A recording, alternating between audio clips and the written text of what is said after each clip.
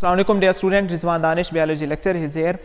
Dear student, as we know कि जब भी हम किसी भी चैप्टर के अंदर जब किसी ऑर्गन सिस्टम के बारे में बात करते हैं तो आखिर में उसके बारे में जितने भी डिसऑर्डर्स होते हैं, उस ऑर्गन सिस्टम के बारे में जितने भी प्रॉब्लम होते हैं या किसी भी ऑर्गन के अंदर जो पैथोलॉजीज़ आती हैं, जो डिजीज़ आती हैं, हम लोग उनको डिस्कस किया करते हैं। आज हम इस टॉपिक के अंदर देखेंगे कार्डियोवास्कुलर डिसऑर्डर, चूँकि हमने इस चैप्टर के अंदर हार्ट के बारे में, ब्लड वेसल्स के बारे में हमने डिस्कस किया, तो अब हम इसीलिए उसी से रिलेटेड जितने भी डिजीज़ हैं, जितने भी प्रॉब्लम हैं, आज हम उनको डिस्कस करेंगे। सबसे पहले हम देखते हैं कि कार्डियोवास्कुलर डिसऑर्डर की टर्मिनोलॉजी क्या है, इसकी क्या एटमोलॉजी है, कि इसका मतलब क्या है। जो स्टूडेंट, जैसे कि हमें नज़र आ रहा है कि यहाँ से कार्डियो लिखा हुआ है, कार्डियो लफ्ज़ कार्डियक से निकला है। कार्डियक का मतलब होता है रिलेटेड टू हार्ट, यानी कि कार्डियो, इसके अंदर ऐसे डिसऑर्डर की बात की जा रही है जो कि हमारे हार्ट से रिलेटेड हैं। और नेक्स्ट जो वर्ड है वो है वास्कुलर। वास्कुलर का मतलब ये है कि जितने भी हमारी जो ब्लड वेसल्स हैं, आर्टरीज हैं, वेन्स हैं, कैपिलरीज हैं, इससे रिलेटेड जितने भी डिसऑर्डर्स हैं उनको हम कार्डियोवास्कुलर डिसऑर्डर कहते हैं। यानी कि कार्डियोवास्कुलर डिसऑर्डर के अंदर हम उन चीज़ों को डिस्कस करेंगे जो कि हमारे हार्ट से रिलेटेड हों और हमारी ब्लड वेसल से रिलेटेड हों। तो यहाँ पे लिखा है मैंने कि हार्ट और ब्लड वेसल दोनों से रिलेटेड जितनी भी डिजीजेज होंगी उनको हम कार्डियोवास्कुलर डिसऑर्डर कहते हैं। डिसऑर्डर के बारे में हमने पहले भी पढ़ा है, मज़ीद देखते हैं इसके वर्ड के बारे में। डिसऑर्डर यानी कि जब कोई भी चीज़ नॉर्मल अंदाज में हो रही हो, नॉर्मली किसी चीज़ का फंक्शन जो परफॉर्म हो रहा हो, उसको हम कहते हैं एवरीथिंग इज़ इन ऑर्डर, यानी कि वो चीज़ नॉर्मली परफॉर्म हो रही है। लेकिन उसके अंदर जैसे ही कोई ना कोई प्रॉब्लम आ जाता है, कोई भी उसके अंदर एरर आता है, तो उसको हम ऑर्डर की बजाय डिसऑर्डर कहते हैं। जैसे डिजीज है, हम इसको डिजीज भी कह सकते हैं। डिस इज वर्ड कहां से निकला? इज का मतलब आसान, नॉर्मल, एवरीथिंग इज फाइन। और डिस इज यानी कि उसके अंदर कोई भी जो प्रॉब्लम आ चुके हैं, तो तभी हम इसको कार्डियोवास्कुलर डिसऑर्डर का नाम दे रहे हैं। तो हम देखते हैं कि ये जो इन दोनों के अंदर, हार्ट और ब्लड वेसल्स के अंदर जितनी भी प्रॉब्लम आती हैं, उनकी जो काजेज हैं वो सिमिलर हैं, और उसका जो मैकेनिज्म ऑफ एक्शन होता है कि जिस तरह से उसके अंदर जो प्रॉब्लम आता है और उसका जो तरीकाकार होता है वो भी सेम होता है, और उसका फिर जो ट्रीटमेंट होता है, ट्रीटमेंट भी सेम होता है। तो तभी हम हार्ट से मुतालिक और ब्लड वेसल से मुतालिक जितने भी प्रॉब्लम्स होते हैं उनको हम एक साथ ही स्टडी करते हैं, जिसको हम कार्डियोवास्कुलर डिसऑर्डर कह रहे हैं। रिस्क फैक्टर्स क्या हो सकते हैं जिससे कार्डियोवास्कुलर डिसऑर्डर जो है वो हो जाती हैं? वो रिस्क फैक्टर्स में आ जाता है एडवांस एज, यानी कि जैसे जैसे एज में इजाफा होता चला जाता है तो उसके अंदर जो है ना वो पेशेंट वो जो शख्स है वो हार्ट पेशेंट या कार्डियोवास्कुलर डिसऑर्डर होने के चांसेस उसके अंदर जो है वो मैक्सिमम होते चले जाते हैं। उसकी वजह क्या है? अक्सर हम देखते हैं कि जितने भी जो बूढ़े लोग होते हैं, जो एडवांस एज यानी कि जिनके अंदर एज ज़्यादा होती है, वो हमें जो है ब्लड प्रेशर की मेडिसिन खाते हुए नज़र आती हैं। उसकी वजह ये होती है कि जैसे हमने लास्ट लेक्चर में देखा कि हमारी जो ब्लड वेसल्स हैं, जैसे कि आर्टरीज़ हैं, आर्टरीज़ के अंदर जो है वो ऐसे मसल्स पाए जाते हैं जो कि कंट्रैक्ट रिलैक्स होते हैं, जिनको हम जो है उनकी इलास्टिसिटी के बारे में हम देख चुके हैं। तो with the passage of time उसकी इलास्टिसिटी की जो वो स्टेमिना है, जो वर्किंग है, वो वीक होती चली जाती है। उसकी वजह ये भी हो सकती है कि उनके अंदर जो है ना वो कैल्शियम डिपॉजिट होने लग जाते हैं। जब कैल्शियम क्या चीज़ है? कैल्शियम जिस चीज़ के अंदर भी ऐड होता है उसके अंदर हार्डनिंग का जो है वो कैफियत जो है वो लाता है। अब जैसे कि हमारी बोन्स के अंदर अगर कैल्शियम जमा हो जाए तो हमारी बोन्स हार्ड हो जाएंगी, मजबूत हो जाएंगी। लेकिन अगर यही कैल्शियम हमारे ब्लड वेसल्स के अंदर जमा हो जाए तो वो हार्ड हो गई, तो उनके हार्ड होने से कंट्रैक्ट रिलैक्सेशन की जो वो सलाहियत है वो कम हो जाती है। तो जब वो कम होती है तो उसके कम होने की वजह से ब्लड प्रेशर जो है वो इजाफा हो जाता है। इसके अलावा जो डायबिटीज़ के पेशेंट्स होते हैं उनके अंदर भी ब्लड प्रेशर ज़्यादा होता है, और high blood concentration of cholesterol, अगर कोलेस्ट्रोल का जो है, अगर हम देखें कि कोलेस्ट्रोल हमारी जो है इसके अंदर ब्लड के अंदर ज़्यादा शामिल हो जाए तो तब भी कार्डियोवास्कुलर डिसऑर्डर जो है ना वो हो सकते हैं। हाई ब्लड प्रेशर से भी हो सकता है। ट्राइग्लाइसराइड जो कि हमारे जो फैट्स हैं, फैटी एसिड्स का ही एक जो है ना वो ये स्ट्रक्चर है, हमने चैप्टर नंबर 8 में देखा था कि ट्राइग्लाइसराइड्स उसके अंदर जो है वो पाए जाते हैं। इसी तरह स्मोकिंग है, टोबैको स्मोकिंग जितनी भी है, टोबैको स्मोकिंग से भी जो है वो जो है ये रिस्क फैक्टर्स में शामिल है, जिससे जो है ब्लड और इससे रिलेटेड जो हमारे हार्ट की जो डिजीज़ेज़ हैं वो हो सकती हैं। ओबेसिटी, मोटापा। मोटापा एक ऐसी चीज़ है जिसके अंदर भी हम देखते हैं ना, ओबेसिटी है उसमें 3-4 चीज़ें जो है ना वो बहुत ही कॉमन हमें नज़र आती हैं। एक तो हाइपरटेंशन, जिसको हम हाई ब्लड प्रेशर का नाम भी दे रहे हैं, और इसके अलावा डायबिटीज़ है और हार्ट की जो प्रॉब्लम्स हैं। ये 3 ऐसे प्रॉब्लम्स हैं जो कि उनके अंदर ओबेसिटी जिसके अंदर भी देखें हम, उसमें ये चीज़ बहुत ही कॉमन और वो एट रिस्क होता है कि उसके अंदर इन तीनों चीज़ों के होने के चांसेस बहुत ज़्यादा होते हैं। और इसके अलावा जॉइंट्स के मसाइल, जॉइंट्स के मसाइल भी इसलिए ज़्यादा होते हैं क्योंकि उसका जो ज़्यादातर वज़न है वो जॉइंट्स के ऊपर आ रहा है, तब भी उससे जो है ये हो सकता है। तो next one is sedentary lifestyle. Sedentary lifestyle मतलब ये, मतलब जैसे कि जो लोग ऑफिस में काम कर रहे हैं, ये किसी शॉप का ओनर है, उसका कोई काम भी नहीं है, एक ही जगह पे बैठा है, सिर्फ ऑर्डर करता है, कॉल पे करता है या वहीं पे बैठे ही ऑर्डर कर देता है, यानी कि या सिर्फ टीवी पे बैठा है और कोई भी काम नहीं कर रहा, यानी कि lack of exercise, lack of activities, उसको हम कहते हैं सीडेंटरी लाइफस्टाइल। तो उससे भी जो है ये कार्डियोवास्कुलर डिसऑर्डर हो सकते हैं। अब इसके जो मेन 2 कार्डियोवास्कुलर डिसऑर्डर में हम देखते हैं, एक है अथेरोस्क्लेरोसिस जो कि आजकल कॉमन है, और आर्टेरियोस्क्लेरोसिस। इन दोनों के बारे में हम डिस्कस करते हैं, ये दोनों चीज़ें क्या हैं। अथेरोस्क्लेरोसिस क्या है? ये this disease can also lead to the heart disease, यानी कि जिसको अथेरोस्क्लेरोसिस अगर हो जाती है तो अथेरोस्क्लेरोसिस से जो है उसको हार्ट की डिजीजेस भी होने के चांसेस मैक्सिमम हैं। और इसका मतलब क्या है? अथेरो का मतलब होता है नैरो हो जाना, स्क्लेरोसिस किसी भी डिसऑर्डर को हम कहते हैं। तो ये जो है, यानी कि जब हमारी आर्टरीज जो हैं वो नैरो हो जाएं, तंग हो जाएं, तो उसको हम कहते हैं अथेरोस्क्लेरोसिस।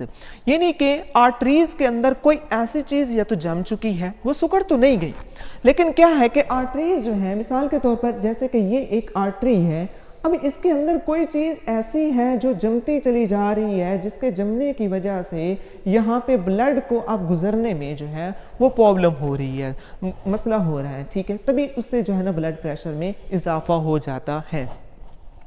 अब हम देखते हैं इसका इफेक्ट कैसे होता है अथेरोस्क्लेरोसिस का। इफेक्ट में क्या है कि कौन सी ऐसी चीज़ है जिसको, जो कि मेजर काज है अथेरोस्क्लेरोसिस की, और वो जो मेजर काज है वो फैटी मटेरियल्स हैं, जैसे कि कोलेस्ट्रॉल है, फिब्रिन एक तरह की प्रोटीन होती है वगैरह। ये दोनों ऐसी चीज़ें हैं, ये फैटी मटेरियल्स हो गया, कोलेस्ट्रॉल हो गया और फिब्रिन, ये दोनों तीनों ऐसी चीज़ें हैं जो कि that is the major cause of atherosclerosis. Major cause हम क्यों कह रहे हैं?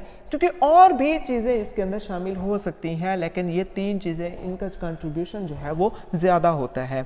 अब हम देखते हैं कि ये जैसे कि घी है, घी रोका जाता है कि घी की जगह पे ऑयल का इस्तेमाल करें, कि उसके अंदर ट्राइग्लाइसराइड्स हैं, वो हमारी ब्लड के अंदर शामिल हो जाते हैं, और आहिस्ता आहिस्ता जो है आर्टरीज के अंदर, और स्पेशली जो कोरोनरी आर्टरी है जो कि हमारे जो है ब्लड को सप्लाई कर रही है हमारे हार्ट के मसल्स को, हम नेक्स्ट टॉपिक के अंदर हम इस चीज़ को भी देखेंगे। तो उसमें देखेंगे कि ये जो कोरोनरी आर्टरी है उसके अंदर जो है ये मतलब जो फैट्स वगैरह हैं ये अकामुलेट हो जाते हैं, वहाँ पे जमा हो जाते हैं, तो इसके अकामुलेशन से भी वो अथेरोस्क्लेरोसिस हो सकती है। व्हेन इट गो सीवियर, जब ये चीज़ ज़्यादा सीवियर हो जाती है तो फिर क्या होता है? आर्टरीज नो लॉन्गर एक्सपेंड और रिलैक्स, अब ये ज़्यादा जो है ना एक्सपेंड रिलैक्स नहीं हो सकें, ज़्यादा क्या, बिल्कुल ही वो कंट्रैक्ट रिलैक्स होना वो उनका ख़त्म हो जाता है, जिससे जो है ना ब्लड प्रेशर में इजाफा हो जाता है। इसके अलावा ब्लड जब ये हो जाता है ऐसे एक्सपेंड रिलैक्स वो नहीं होती, देन ब्लड मूव्स डिफिकल्टी। अब ब्लड ने तो पंप होना है, ब्लड ने तो मूव करना है। अब ये ज़रूरी नहीं है कि एक ही हमेशा जो है एक ही प्रेशर के साथ जो है ना वो ब्लड जो है वो हार्ट पंप करता रहे, उसमें जो है उतार चढ़ाव जो है ना ये वेरिएशन आती रहती है। अब हम इस चीज़ को इसलिए बर्दाश्त कर लेते हैं because everything is working in order, अल्हम्दुलिल्लाह। लेकिन जो with the passage of time, ये एडवांस एज में क्या होता है कि यहाँ से इनको मूव करने में वो दुश्वारी इसलिए हो रही है क्योंकि ब्लड वेसल जो है वो कंट्रैक्ट रिलैक्स नहीं हो रही, specially arteries. Main cause and mechanism, इसकी और मेन काज हम कहते हैं कि जैसे हमने और काजेस भी देखी, लेकिन इसकी सबसे जो बड़ी काज है वो है कोलेस्ट्रोल। कोलेस्ट्रोल जब जमा हो जाए तो उससे जो है वो आर्टरीज जो है वो हार्ड हो जाती हैं। ये जो हमारी आर्टरीज के अंदर कोई चीज़ जम गई है, मिसाल के तौर पर ये जैसे कि ये आर्टरी है, अब इस आर्टरी के अंदर ये जो चीज़, इसकी जो डेपोजिशन होगी, मिसाल के तौर पर ये कोलेस्ट्रोल है, यहाँ पे जमा हो गया है, तो अब यहाँ पे ये जो चीज़ यहाँ पे इकट्ठी हो चुकी है उस मैस को कहते हैं प्लाक। प्लाक कहते हैं। जैसे कि दांतों के ऊपर भी प्लाक बन जाता है, यानी कि कोई भी ऐसी चीज़ जो एक्सटर्नल सोर्स से जो है वो आके जम जाए किसी चीज़ के ऊपर, उसको हम प्लाक का नाम दे रहे हैं। तो ये जो मल्टीपल डिपॉजिट है कि ये आहिस्ता आहिस्ता जैसे जैसे ये ज़्यादा डिपॉजिट होती चली जाती है तो ये नाली और भी तंग होती चली जाती है, तो तभी हम इसको नाम दे रहे हैं प्लाक इनसाइड द आर्टरीज। अब इसके रिलेटेड दो और चीज़ें हैं जिसको हम जो है नाम दे रहे हैं थ्रोम्बस एंड इम्बोलस का। थ्रोम्बस क्या चीज़ है? थ्रोम्बस नाम से जाहिर है, हमने लास्ट टाइम थ्रोम्बोसाइट पढ़ते हुए मैंने आपको बताया कि थ्रोम्बस का मतलब होता है क्लॉट बनना। तो ये जो हमारी जो है आर्टरीज के अंदर अगर यहाँ पे प्लाक बन जाता है तो जैसे प्रेशर के साथ ब्लड इधर आता है लेकिन पास आउट उस स्पीड से नहीं हो रहा होता, उसका उतना वॉल्यूम जो है ना आगे पास आउट जब नहीं होता तो उससे क्या होता है कि यहाँ पे ब्लड के जो है ये यहाँ पे प्लाक्स बन जाते हैं, यहाँ पे ब्लड की जो है ना वो क्लॉटिंग हो जाती है। तो इसको हम नाम दे रहे हैं थ्रोम्बस का, यानी कि प्लैक्स में फॉर्म द ब्लड क्लॉट्स के प्लैक्स की वजह से जो है थ्रोम्बस बन सकते हैं, वो जो है ना ब्लड क्लॉट कर सकते हैं, जिसको हम नाम दे रहे हैं थ्रोम्बस का। अगर तो ये ब्लड क्लॉट यहीं पे जम जाए, यहाँ पे ही रुक जाए तो इज फाइन, लेकिन अगर यहाँ से ये टूट जाए, डिसलॉज हो जाए, अलग हो के हमारे ब्लड स्ट्रीम के अंदर दाखिल हो जाए तो इसको हम नाम देते हैं इम्बोलस। लफ्ज़ ई जो है, ई जो अल्फ़ाबेट है, ये किसी के शुरू में आता है तो इसका मतलब ये होता है किसी चीज़ का बाहर निकलना, जैसे एग्जिट करना वगैरह। तो इम्बोलस यानी कि ये जो है जो डिसलॉज हो चुका है, वो फ्री हो चुका है, यहाँ से एलिमिनेट हो जाता है, यहाँ से टूट के जो है ना ब्लड स्ट्रीम में दाखिल हो जाता है, तो इसको हम नाम देते हैं इम्बोलस का। नेक्स्ट वन इज, अब हमने दो चीज़ें डिस्कस करनी थी जिसमें हमने एक तो देखा अथेरोस्क्लेरोसिस, जिसका एक्चुअल मीनिंग क्या है, नैरोइंग ऑफ आर्टरीज का, आर्टरीज का नैरो हो जाना। बाज़ औक़ात ये बीमारी, ये प्रॉब्लम इतना सवियर हो जाता है कि इसको हम फिर जो है ना एक और नाम देते हैं जिसका नाम है आर्टेरियोस्क्लेरोसिस। आर्टेरियोस्क्लेरोसिस क्या है कि हार्डनिंग ऑफ आर्टरीज, कि आर्टरीज इतनी सीवियर हार्ड हो चुकी हैं, नैरो तो हो चुकी थी पहले भी लेकिन अब इतनी सीवियर हार्ड हो चुकी हैं कि उसके अंदर जो है ना स्पेशली जब कैल्शियम की डिपोजिशन हो चुकी है कि जिसकी वजह से ये जो है ब्लड जो है उसके अंदर और भी मुश्किल से पास आउट हो रहा है।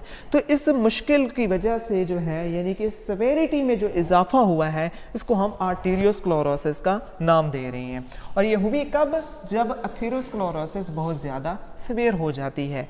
तो इस लेक्चर के अंदर हमने ये चीज़ डिस्कस की कि कार्डियोवास्कुलर डिसऑर्डर में दो मेन चीज़ें हैं, आर्टेरियोस्क्लेरोसिस और अथेरोस्क्लेरोसिस। पहले अथेरो होती है जिसमें नैरोइंग ऑफ आर्टरीज है, उसके बाद आर्टेरियोस्क्लेरोसिस है। यहाँ से अक्सर जो है ना डिफरेंशिएशन आ जाती है, थ्रोम्बस और इम्बोलस में फ़र्क जो है अक्सर पेपर में पूछा जाता है। और इसके अलावा जो है ना बॉक्स के अंदर एक इंफॉर्मेशन मौजूद है हमारे पास जिसमें लिखता है कि cardiovascular disorder are the major cause of sudden non accidental death. Accident वैसे भी वो एक्सीडेंटल ही होता है, अचानक से हो जाते हैं। और इसके अलावा जो है जो अचानक अमवात के अंदर जो सबसे ज़्यादा जो कंट्रीब्यूशन है जिन डिजीज़ का, उनमें वो कार्डियोवास्कुलर डिसऑर्डर है कि अक्सर हम देखते हैं कि उसको कोई भी बीमारी नहीं थी, अचानक से वो बैठे बैठे ही उसकी डेथ हो गई, हॉस्पिटल भी नहीं पहुंच सके वगैरह। इस तरह की जो इन्फॉर्मेशन है वो ज़्यादातर उसमें हार्ट इन्वॉल्व होता है कि अचानक उसकी बीमारी डायग्नोज भी होती है और साथ ही उसकी डेथ हो जाती है। तो आज के इस टॉपिक में हमने कार्डियोवास्कुलर डिसऑर्डर के हवाले से देखा। अगर इसके बारे में कोई बात समझ नहीं आई, यू मस्ट टेक्स्ट मी और call me, I will welcome you. Lecture dismiss.